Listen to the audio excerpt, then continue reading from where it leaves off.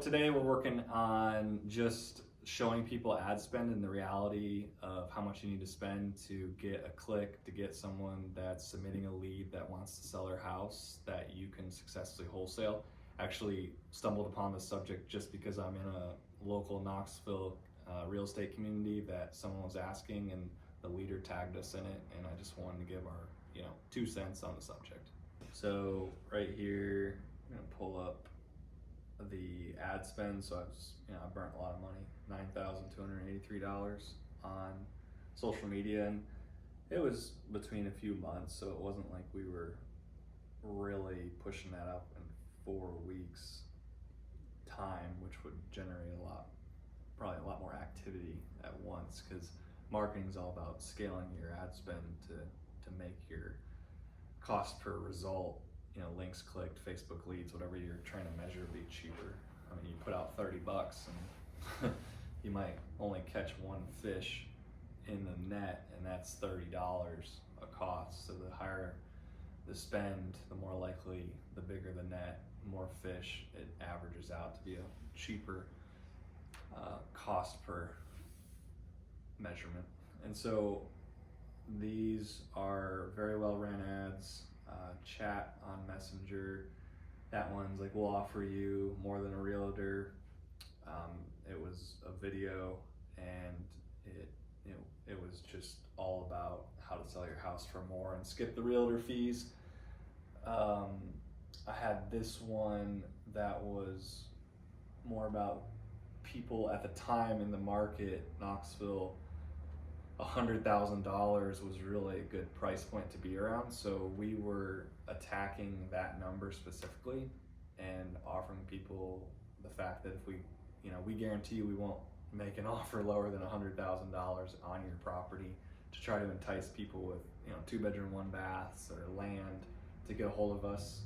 That could be low-hanging fruit, because a lot of times we were bringing them in for $100,000 and then upselling them for $120,000, $130,000, sometimes $150,000 properties. So that assignment on the wholesale was pretty significant, and still giving a fair offer to the family that had the property.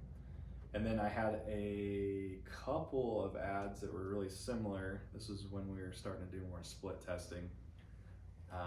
They were all involved with local flipper type buy and hold investor that was looking for that neighborhood property close to that seller that may click on the ad. And the video was all around, we did professional videography around the actual investor that purchased some of these properties. The past months, we filmed those houses getting renovated. So it was where we were trying to truly show what our company did, where we source the properties and we partner with investors to make these neighborhoods better, and it's a win-win for the whole community. And so that was where we were split testing about 3 of them for $1,000 each, to then go take action on one of them at a higher amount. On this screenshot that I took as a photo, obviously you're seeing these numbers that we spent, and it doesn't necessarily add up to $9,283. It's because when you scroll up, you'll see that we chose one of these ads as the winner and put a smacking $3,000 to $5,000 down on it and went off. So, and then kind of a honorable mention ad was this one. The photo, I can pull it up, looked like this. And we learned that from, as the book like Sell Like Crazy. I think that's the title.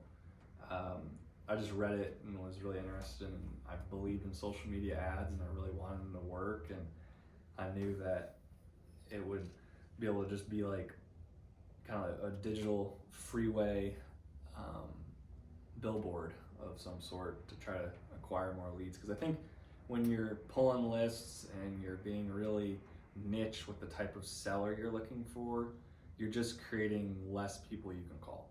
So it's always good to go wide, and as long as you own real estate, I'm interested in talking. So this ad was breaking news, sell your home without an agent, 3 alarming things you must know. Our second tip could add 10,000 additional dollars to the sale. This is all pulled from that textbook that we purchased as a team and did a little research on.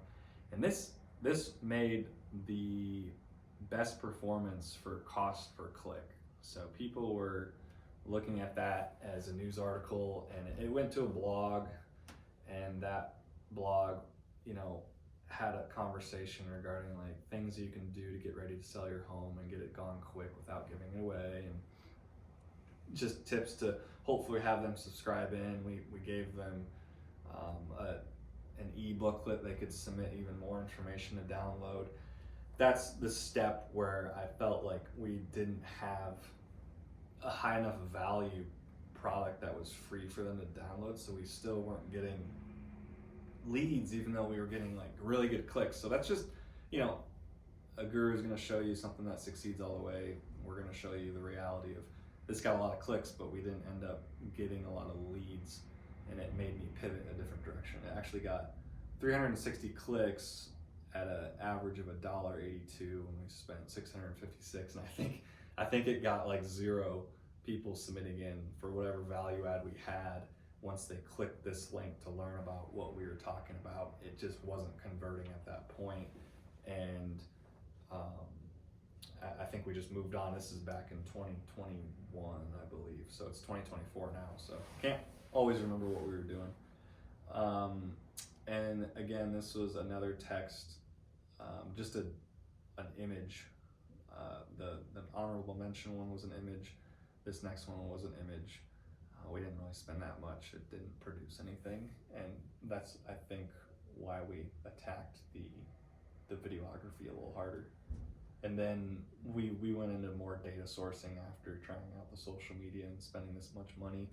There were appointments made from this money spent, and that's the crazy thing about wholesaling. You make $50,000, all of a sudden you think, oh, this is really possible, and keep running with it. And I'm kind of happy we failed along the way at some of our marketing strategies, because it taught us how to get better at testing before giving up on an idea.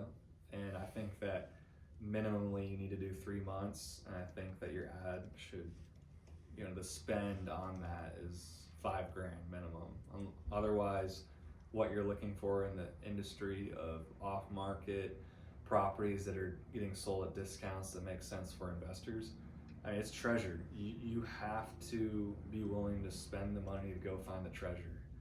It's not an industry where you have a product, you're going to put it up online for sale, and you're just trying to make, for every dollar spent, $2 back. We're trying to find people in unique situations that would actually value our type of offer that can close quickly, and not everyone's going to want that. So not every seller is good for this method of real estate, because there's a huge difference between a lead that needs someone to list their home and someone that needs to get some cash in their pocket within 4 weeks. The pawn shop is the wholesaler.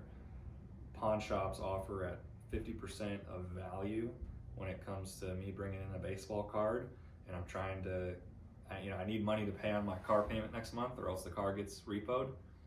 I'm going to sell that baseball card for 50% because I'm going to get my cash right then and there when I show up to the pawn shop. That might not make sense for a collector that's buying these baseball cards to have for an optimal return on investment. And I don't think we as wholesalers think about that enough, because it's just not the same lead. So it's where when you're training salespeople, you're thinking, it's a different game than just listing. You're looking for someone that is of needing a return quickly, or they're mentally burnt out from owning that property, which is why tired landlords are also someone that we really like to work with.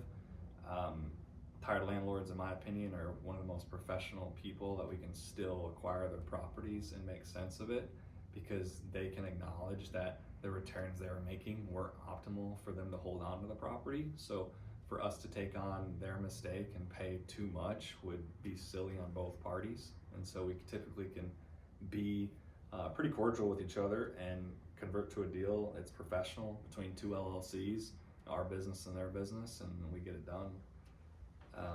From there, I guess I'd finish up by just saying that social media isn't a waste of time. It's something I would encourage other people to try out. Maybe I'm just not the ad guru that I need to be, but I've kind of just moved on to working and training better sales teams and getting that volume on the phone. And if I was to give away the secret sauce that we're going into 2024, it's just pounding the phones and being more objectively seeing which people that are getting on conversations with us are important enough to do a drip campaign with other vehicles like mailers and door hangers.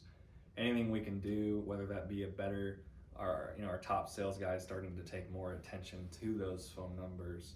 It's all about narrowing down where is the treasure, but allowing the team to go out with metal detectors across the world, sweeping to get that beep, and then having us come in with the expertise in the industry for the past 3-4 years to say, okay, yep, there's treasure down there. Let's go swim, deep dive, or climb the mountain and get to it.